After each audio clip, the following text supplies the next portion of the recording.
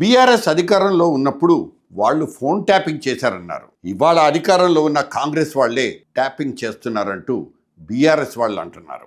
తెలంగాణ పాలిటిక్స్లో ఇప్పుడు 24 గంటల బిగ్ బాస్ హౌస్ లాంటి సన్నివేశాలు రక్తి కట్టిస్తున్నాయి.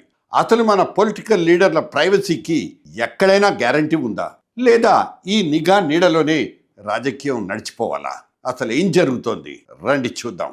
అసలు సిసలైన ఐరనీ ఏంటంటే గతంలో జరిగిన ఫోన్ ట్యాపింగ్ కథ ఇంకా కంచికే చేరలేదు. సీసీ కెమెరాల హ్యాకింగ్ కథ ఫస్ట్ ఎపిసోడ్ మొదలైంది. ఈ 2 కథలు సైమల్టేనియస్ గా క్లైమాక్స్ కు చేరేది ఎప్పుడో ఏలిన వాళ్ళకే తెలియాలి. బీఆర్ఎస్ అధికారంలో ఉన్నప్పుడు ట్యాపింగ్ ఆరోపణలు దండిగా వచ్చాయి. కేసీఆర్ అధికారంలోంచి దిగిపోగానే అప్పటి అధికారులకు ఈ కేసు సెగ విపరీతంగా తగిలింది.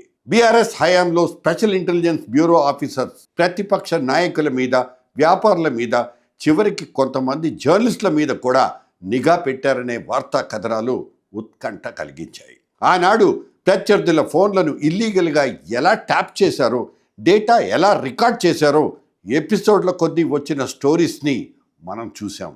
కొంతమంది పోలీస్ ఇంటెలిజెన్స్ ఆఫీసర్స్ అరెస్ట్ అయ్యారు కూడా, జైలుకి వెళ్ళొచ్చారు. ఎవిడెన్స్ దొరకకుండా హార్డ్ డిస్క్లను ముక్కలు చేసి మూసీ నదిలో పడేశారన్న కహానీలు కూడా విన్నాం. 2024 మార్చిలో బయటపడ్డ ఈ హై వోల్టేజ్ డ్రామా ఇంకా కోర్టుల చుట్టూ తిరుగుతూనే ఉంది.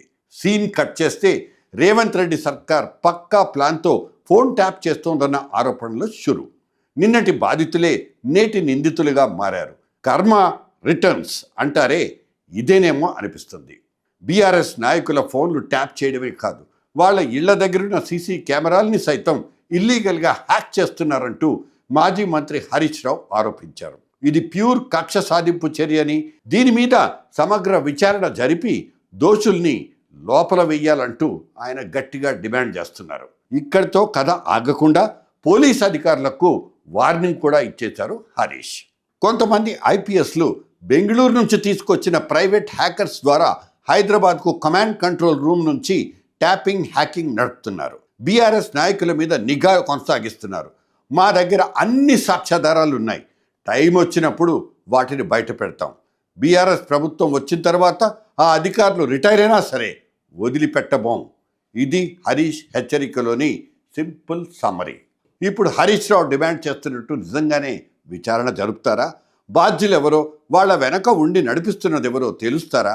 ఇవన్నీ $1 మిలియన్ ప్రశ్నలు. ఈ ట్యాపింగ్, హ్యాకింగ్ ఎపిసోడ్స్ వెనుక అసలు పబ్లిక్ ఇష్యూస్ అన్నీ సైడ్ ట్రాక్ అయిపోతాయన్నది మాత్రం నిజం. ఇక్కడ బీఆర్ఎస్ వాళ్ళు గుర్తుపెట్టుకోవాల్సిన పాయింట్ ఒకటి ఉంది. What goes around comes around. మీరేం చేస్తారో మీకు అదే అనుభవంలోకి వస్తుంది. That's it.